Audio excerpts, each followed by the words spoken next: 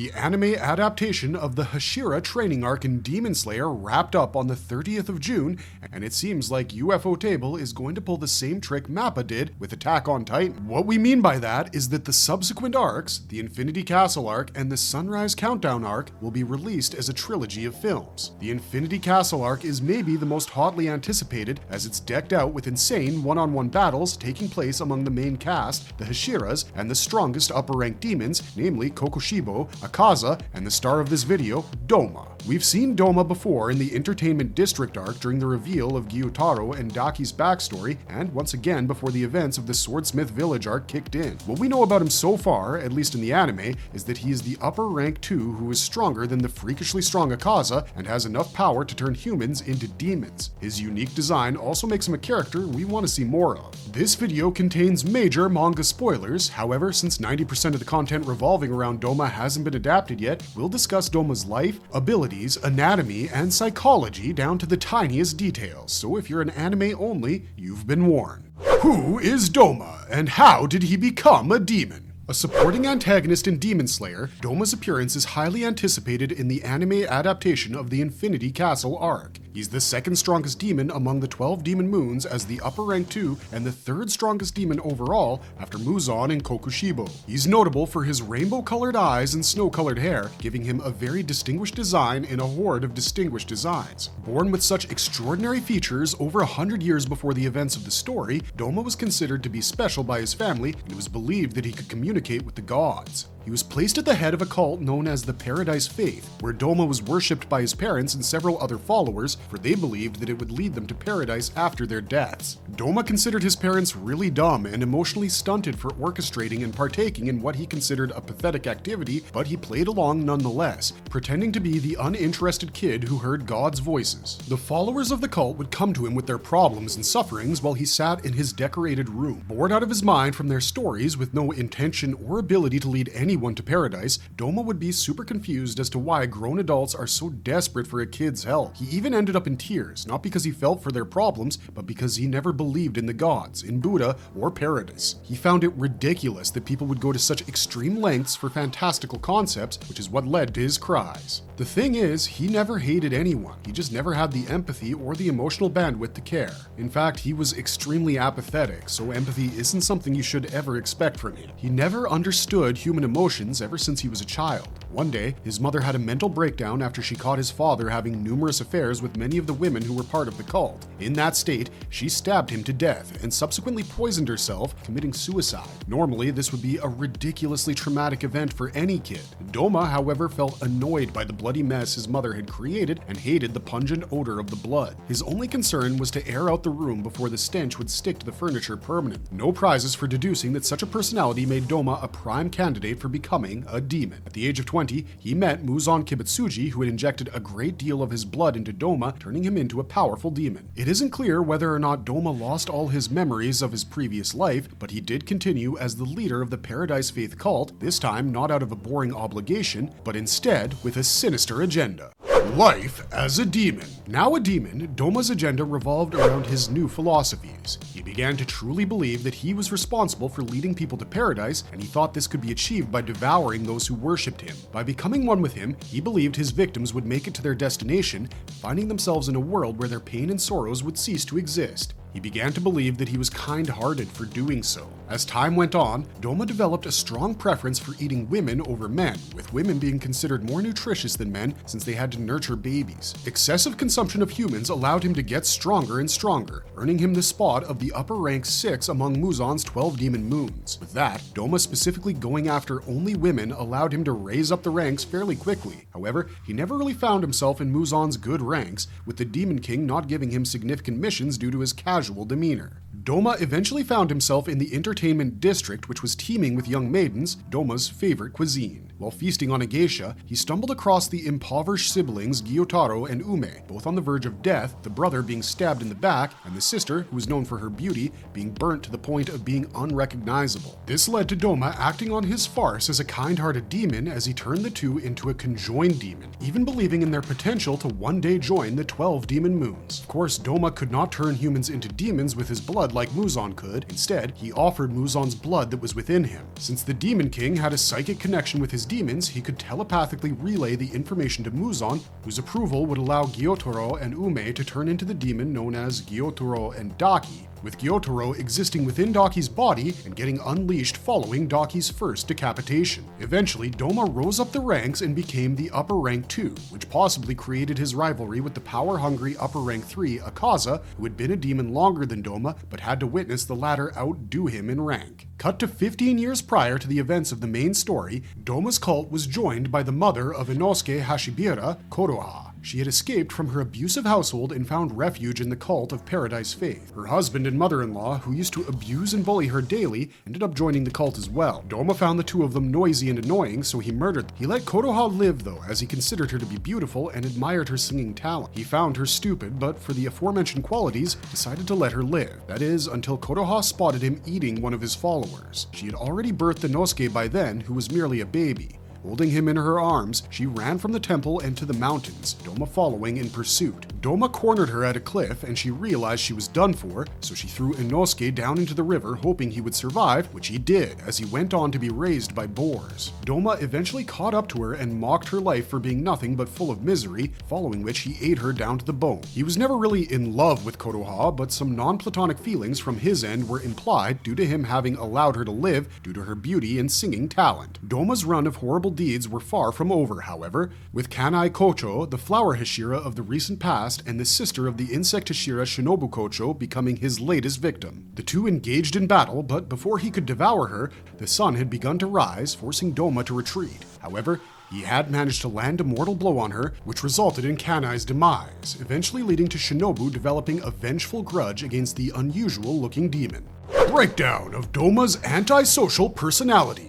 Doma, on the outside, comes off as a very cheerful and friendly demon. In fact, his conduct is too casual for any demon, which is kind of why Muzan doesn't assign him important missions. However, psychopaths are no strangers to being very approachable and charming on the outside while being sinister deep within. And Doma seems to be quite the psychopath, owing to the fact that he doesn't possess empathy, nor does he understand human emotion. This understanding of one another is what allows a human being to form connections, communities, and relationships. It's what makes us human. Without that, one lingers on the cusp of narcissism or psychopathy. Doma doesn't seem to be a narcissist though, because he doesn't overestimate himself. He wants to outdo the upper rank 1 Kokoshibo, but he knows he's not better than him. And he doesn't deal with his incompetence in comparison to Kokoshibo by throwing a fit and projecting. Doma has the ability to accurately estimate how strong he is without experiencing the delusions that narcissists have with respect to their skills and talents. We can address the concept of sociopathy here, since Doma is quite the social nuisance, but then again, he's not prone to the violent impulsivity or lack of concern for the self that a sociopath may have. He also possesses a twisted form of a savior's complex, since he thinks that he's saving his victims from their pain and suffering by devouring them. This belief exists due to the life he spent as a human, where from a very young age, people expressed their life's sorrows and problems to him. Maybe this is what desensitized him to pain and emotions as a whole. Regardless, as a demon, it manifested into Doma thinking that they would be absolved of their problems if they were consumed. He didn't think that he was killing his victims because, according to him, they continued to live within him, inside his body. Doma was aware of his apathy being an abnormal trait, which is why he utilized his cheerful personality as the mask. Underneath that, he considered humans to be pathetic, looking down on their intelligence from a very young age from back when he was a human, because he found their desperation to make it to paradise so ridiculous. He was a nihilist and an atheist who straight up claimed that those who could not comprehend that there were no gods, place after death, were stupid. He also began to wonder about the existence of an afterlife after he was defeated and killed during the Infinity Castle arc. This was also where he showed his emotions for the first time. In one instance, Kano Kocho insulted his ability to feel, making Doma try to kill her in a fit of rage after he dropped his friendly mask. Due to Kano's exceptional eyesight, she was able to see through Doma's facade and realized he had dedicated his being to pretending to have emotions because he was desperate to feel something. His apathy was an insecurity of his which he didn't wish to be addressed, considering it made it impossible for him to fit in with others. Japanese culture as a whole is big on maintaining social harmony and fitting in, with the nail that sticks up always being hammered down. So it only makes sense for Doma to be insecure of the disharmony he brought to table. During the second instance, Doma fell in love with Shinobu Kocho while stuck with her in the limbo between life and death as he found her cute. Whether it was truly love or not is debatable, but it was an emotion he had previously never experienced, Maybe because he was on the verge of death. He might have been more normal had he not been made to grow up as a cult figurehead who had to listen to people's problems from a tender age. Maybe being on the verge of death was just sending him back to factory settings. However, apart from being extremely powerful due to being the upper rank 2, Doma's apathy contributed to how tough of an opponent he was. He could calmly analyze any situation and come up with a counter. He also found enjoyment in subjecting himself to pain, as seen when he was excited to physically harm himself after Muzan intended to punish him for his failure. He even expressed delight during his final battle, where Shinobu Kocho had been poisoning him, with Doma enjoying the pain the poison from Wisteria brought him. This was not unnatural for someone incapable of emotions, as physical pain was the only thing Doma had the ability to actually feel. Physical abilities. What does Doma as a demon have over his peers? We all know that demons possess immense strength, speed, durability, and the like, so let's not beat a dead horse and instead focus on what makes Doma's abilities unique. For starters, his regeneration is so instantaneous that it can be compared to that of Muzan's. During his battle against Shinobu, she injected different variants of the Wisteria poison into him, but it took him a little while to develop antibodies to it, making the poisons absolutely useless. Then there's biological absorption, which allows Doma to absorb human bodies into him via physical contact. While he can ingest humans by consuming them, biological absorption is a faster alternative he employs amidst battle, which is how he eventually absorbed Shinobu, or rather Shinobu martyred herself by allowing him to absorb her. But this brings us back to his regeneration and immunity to poisons. Shinobu had ingested enough Wisteria poison to lace her entire body weight of 37 kilograms. This was 700 times the amount that would be lethal to a demon. Of course, the standard lethal amount would be something that Doma could render useless, but something 700 times stronger than that was a different beast. She allowed Doma to absorb her so that the extreme amount of poison within her would kill him, but even then, it took a decent amount of time until the poison actually began to affect Doma, since his body continued to regenerate and counter the beyond lethal dose to the best of its abilities. When it comes to extrasensory perception, Doma definitely possesses it, as seen from being able to avoid attacks from his blind spot or detecting Akaza gaining immunity to decapitation by a Nichiren blade. However, he's not shown to have anything unique like Akaza's compass technique or Kokushibo's transparent world. Doma in comparison to Akaza and Kokushibo. Doma is the youngest among the 3 strongest demons of the 12 demon moons, with him having joined the bandwagon of being a demon only a century before the events of the story. Both Akaza and Kokushibo started off stronger, with Akaza having been a very competent user of the Soryu-style martial arts, and Kokushibo having been a demon slayer with the Demon Slayer mark and the moon-breathing technique. Akaza was turned into a demon by Muzan for the sole purpose of making him join the 12 demon moons. He most probably didn't start off as an upper rank 3, but ate more and more humans and defeated opponents to rise in rank. Meanwhile, Doma eventually joined the ranks as the upper rank 6. Both demons had the desire to get stronger, with Akaza's desire being more intense. Their rivalry intensified with Doma outdoing Akaza and becoming the upper rank 2. This was made possible by the fact that Akaza was against eating women. He didn't know why he was against it, but it ties back to his life as a human, where he promised his lover and fiancée that he would become the strongest to protect her forever. As we mentioned earlier, women were deemed more nutritious by demons, and while Akaza never ate women, Doma only ate them. Akaza's shtick as a demon revolved around social Darwinism and battle mania, where his main goal was to fight strong opponents. If he found a demon slayer to be too skilled for him, he would desperately try to get them to become a demon for the purpose of being able to fight them without having to worry about their deterioration. Doma's shtick as a demon was his twisted version of absolving people of their sufferings by consuming them, making his primary goal something that revolves around the consumption of his victims, unlike Akaza's. Based on this, it wouldn't be a surprise for Doma to have received more nutrition compared to Akaza, allowing the former upper rank 6 to become the upper rank 2. The two maintained a rivalry, but Akaza was evidently more salty about Doma being his superior, which would lead to the upper rank 3 attacking him and in one instance, destroying his head. While this may give the impression that the gap between the two wasn't much, Doma went on to claim that he could have avoided that if he wanted to, but chose not to do so to get along with him. Of course, this getting along that Doma spoke of was geared towards actually getting under Akaza's skin. But then, there was Kokushibo, who both Akaza and Doma wanted to outdo, but there was always a large gap between the two of them and the upper rank 1, as seen from when Kokushibo sliced Akaza's arm in a flash, which neither Doma nor Akaza had been able to sense, despite having impeccable extrasensory perception.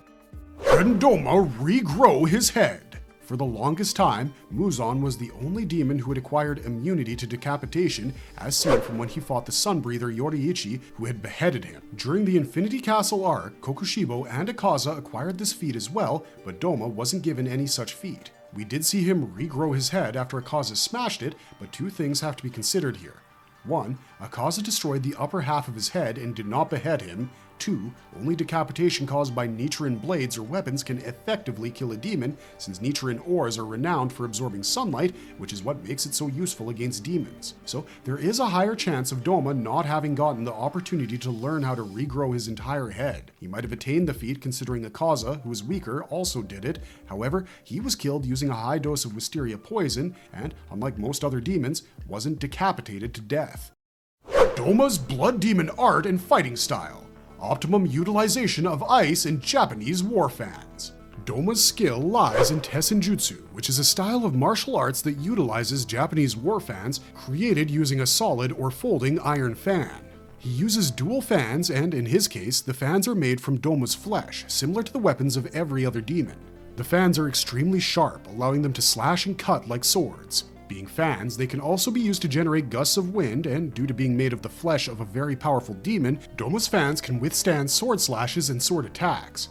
He could also launch 8 to 9 attacks using his fans, one after the other. It's unknown whether Doma's proficiency in Tessenjutsu is greater than Akaza's Soryu, but Doma is considered to be the better martial artist for his higher rank. This might be skewed, however, as Doma's strength might be greater due to better physical stats and a stronger blood demon art instead of just pure skill. Coming to blood demon arts, Doma's fans were not separate from his skill, and rather, they were used to aid his ability. Doma's art is that of cryokinesis, which is the ability to generate and control ice. Doma could do so using his flesh, blood, and war fans, allowing him access to great offense and defense at once. His extremely powerful cryokinesis could create frost and ice anywhere around Doma, with him having the ability to manipulate them however he desired. Not only was the blood demon art extremely potent due to Doma's rank and power, but it could also not be inhaled as it would kill the cells in his victim's lungs, making them incapable of breathing. The ice generated was so cold that in a battle against Shinobu, Inosuke, and Kanao, Shinobu stated that her lungs felt like they were about to burst.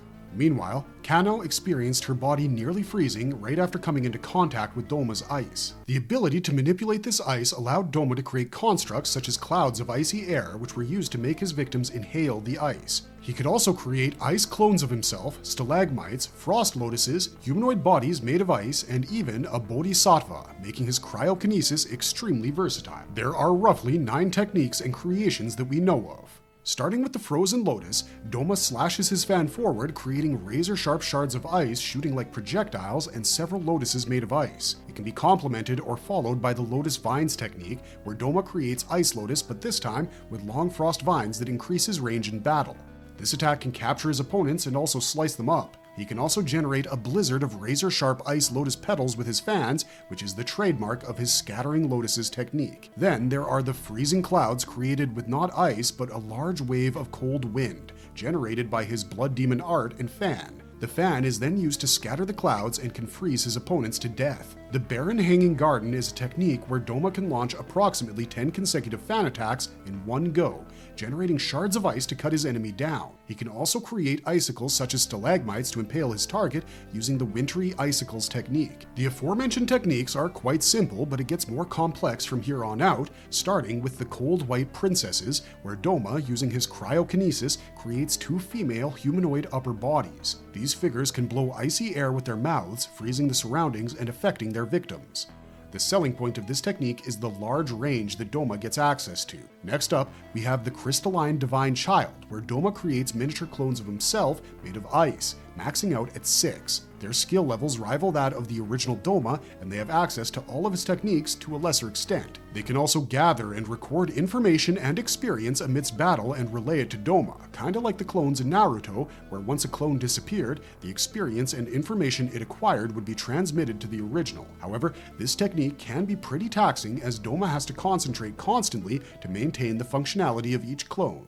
Failure to do so will result in the clones disappearing. And finally, there's Rhyme, Water Lily Bodhisattva, where Doma can create a giant Bodhisattva statue surrounded by self-created icy lotuses. The figure can generate gusts of deadly ice from its mouth and use its large, powerful arms to grab Doma's opponents or land tremendous blows on them. Any demon's blood demon technique is related to their life as a human, so Doma being able to create a Bodhisattva statue is of no surprise, as he acted as the figurehead of the cult seeking entry into paradise, with Zen Buddhism being followed and renowned in Japan. With the techniques out of the way, let's address why Doma uses cryokinesis, because we don't really know how it's connected to his life as a human. However, one can, at best, deduce that Doma is able to manipulate ice because the snowy color of his hair was one of the reasons that made him unique, alongside his eye color, leading to him being perceived as someone who could communicate with God. Doma's cold personality may also have something to do with it, leading to his blood demon art being able to create and manipulate ice and making the environment cold, almost too cold. But who knows? This is all up for debate, and we would love to hear your opinions on it, so drop them down in the comments. Final battle in the Infinity Castle versus Shinobu, Kanao, and Inosuke. Doma appears in bits and pieces throughout Demon Slayer, getting a proper portrayal in battle only in the Infinity Castle arc, where he fights Shinobu Kocho, Kanao Kocho, and Inosuke Hashibira. He has a history with every single character here, with Doma having killed Inosuke's mother and Shinobu and Kanao's sister Kanai. For those who don't know, Kanao is the adopted sister of the Kocho siblings. He is first spotted by Shinobu while he's devouring one of his cult followers. Seeing a woman walk into the room, Doma thanks Nakame, who is the demon who manipulates the Infinity Castle, for sending a woman his way. Shinobu tries to save the woman, who pleads for her help, but instead has to witness her die right there as she falls into pieces. While Shinobu is enraged, Doma insists that he only saved the girl this way. We get to see more of his ruthlessness soon after, when Shinobu addresses Kanai's death at the hands of Doma. She reveals that she's been wearing Kanai's Haori and asks if Doma recognizes it. He does, not because he's observant, but because back then he was very disappointed about not having gotten the opportunity to eat the late flower Hashira, as he had to rush with the rise of the sun. Naturally, Shinobu's anger escalates and she attacks Doma. Now, the thing is, Shinobu's Nichiren sword cannot decapitate a demon. She isn't the most gifted when it comes to physical strength anyway, at least not when compared to the other Hashiras. What makes her so good, however, is her creativity and science, which she uses to create poisons. She laces the tip of her sword with it and injects the poison into her opponent's bloodstream. This poison is often made using wisteria, which demons are weak to. As mentioned before, this poison is nothing for Doma, who can quickly create antibodies against the poison after vomiting blood, using his impeccable regenerative and adaptability abilities. He even pushes Shinobu back with his frozen lotus technique. This is worsened by the poisonous icy wind being inhaled by the insect Hashira. He is poisoned almost 4 more times with different types of poisons, each more toxic than the last. But Doma continues to acquire immunity, while Shinobu's condition deteriorates due to her breathing the frost. A simultaneous attack is launched from both sides, where Shinobu takes a massive hit that cuts her ribs, collarbones, and punctures her lungs, quite evidently a mortal blow. However, she hangs on to bring justice to her sister, who had been slain by Doma. She poisons Doma once again with a zigzag attack, but he develops immunity to that as well, and Doma ends up capturing her in a bear hug. He does so to biologically absorb her and allow her to live within him as he starts to kill her. This sends the next signal as Shinobu's apprentice, Kanao, comes to the scene. Kanao tries to interfere in a fit of rage to save Shinobu, but is repelled by Doma, who doesn't want to be bothered while he's absorbing someone. He then successfully devours the insect Hashira, leaving only her butterfly hairpin behind. Kanao becomes his new target, as he's happy to find his 3rd woman in a row to consume. Soon after, Akaza dies, and Doma senses not just that, but his evolution to being able to regrow his head. However, he comments that the Upper Rank 3's demise was always inevitable, since he was against eating women, and begins to cry over his death, acting as if Akaza was his best friend. Kanao, with her superior eyesight, sees through Doma's pretense and calls him out on it, addressing how he lacks emotions of any kind, and his life revolves around lying and the pretense that he actually has emotions. She chides him for never knowing happiness, sadness, pain, nothing, because he's an empty shell who has no business being born. This ticks off Doma as she hit him right in the sore spot, and he attacks her soon after. Fortunately, Kanao dodges his war fan and the two engage in battle, with Kanao being able to adapt to his attacks with her superior reaction speed. Kanao even causes some of his organs to fall out, which leads to Doma believing that she may be stronger than Shinobu despite not being a Hashira. Kanao continues to pull through against Doma, as her keen eyesight allows her to perceive his motives, actions, and predict his next move by analyzing the micro movements of his muscles, eyes, and so on. Doma catches on to this and decides to take take out her eyes with his fans, but Kanao manages to evade this attack once again. The battle becomes a saga of Kanao pushing herself back to avoid Doma's attacks until he snatches her blade and throws it away before launching scattering lotuses her way, which can cut her down. Unable to defend herself, Kanao is on the verge of being killed by Doma when Inosuke comes in to defend her as he breaks through the room's ceiling. After learning of Shinobu's death, Inosuke vows to kill Doma, and the two begin to launch attacks at one another after Kanao gives him the heads up on not breathing in Doma's cold air. Eventually, Inosuke dislocates his joints to decapitate the demon, but a miscalculation makes him cut Doma's eye area instead. Meanwhile, the upper rank 2 observes his unusual technique of dislocating his joints and relocating them. He then takes off Inosuke's mask with his next attack and finds his face familiar while failing to put the pin on it. He then sticks his finger into his brain to jog his memories and claims to have known his mother, Kotoha. We have spoken about her before, and we mentioned her good looks being one of the reasons which led to Doma not killing her. Meanwhile, Inosuke being a pretty boy with a very womanly face beneath his mask has been a running gag in the show, so it only makes sense for Doma to put 2 and 2 together, as Inosuke is pretty due to having his mother's face. He then reveals to Inosuke that he knew his mother as she was part of his cult, but Inosuke denies having a mother since he had been raised by boars. Naturally, this makes Doma laugh, as he couldn't exist without having a human mother due to being human himself. An enraged Inosuke attacks Doma to get his boar mask back,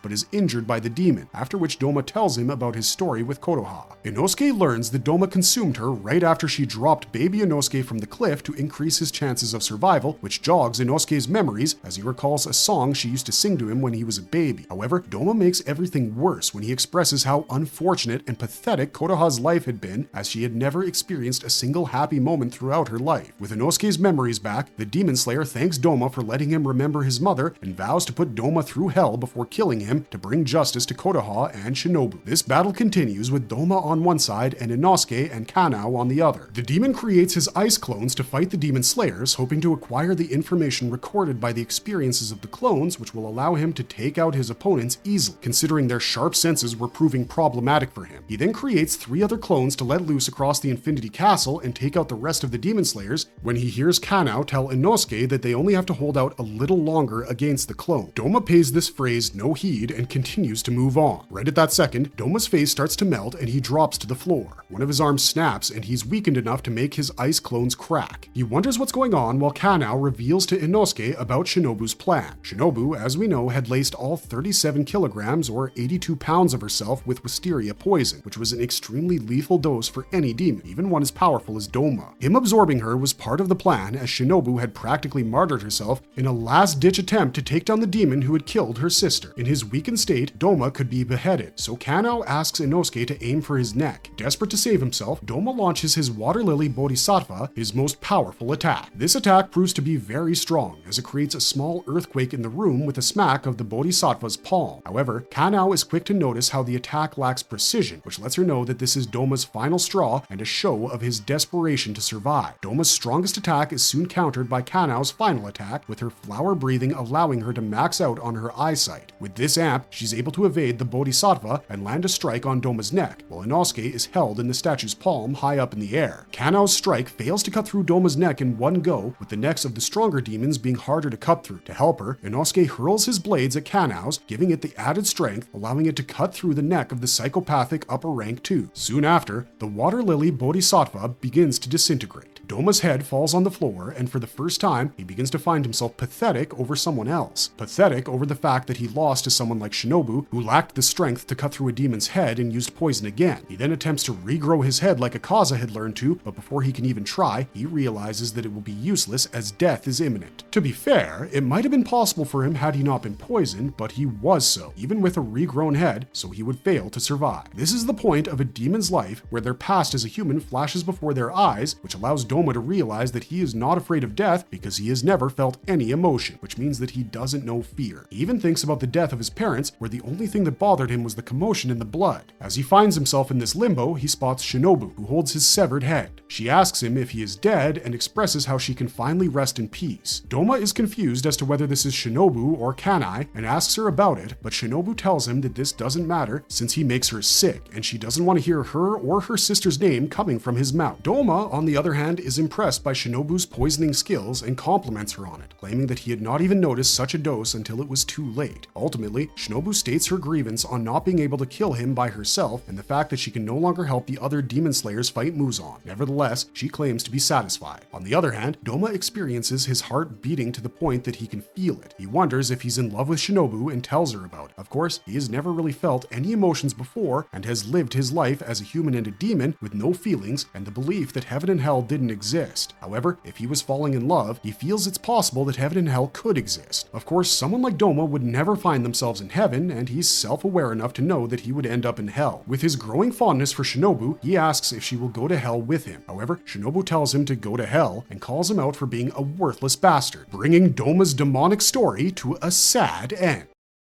Marvelous verdict! If you're thinking pure evil, Doma is a more appropriate demon than any other within the Demon Slayer verse. Most demons have a solid reason for their actions, such as Muzan being afraid of death, Akaza retaining his desire to become the strongest to protect his loved ones, Kokoshibo's need to best his genius brother, Gyotaro wanting to protect his sister Daki, Gyoko wanting his art to be acknowledged, and so on. Doma, however, has none of that due to his apathy. He's not even on a high horse, he just doesn't care because he literally can't. He's evil for absolutely no reason, and he justifies it using stupid logic such as absolving people of their pain by killing them in the physical world and allowing them to live within him and get to paradise in some weird spiritual world that only exists within Doma's weird logic. With that, today's video comes to an end. What did you think of Doma, the demonic dud? Share your thoughts with us in the comments section down below, and until next time, this is Wheezy249 signing off, but you can always find me on Twitch. Thanks for watching, stay safe out there, and have a marvelous day.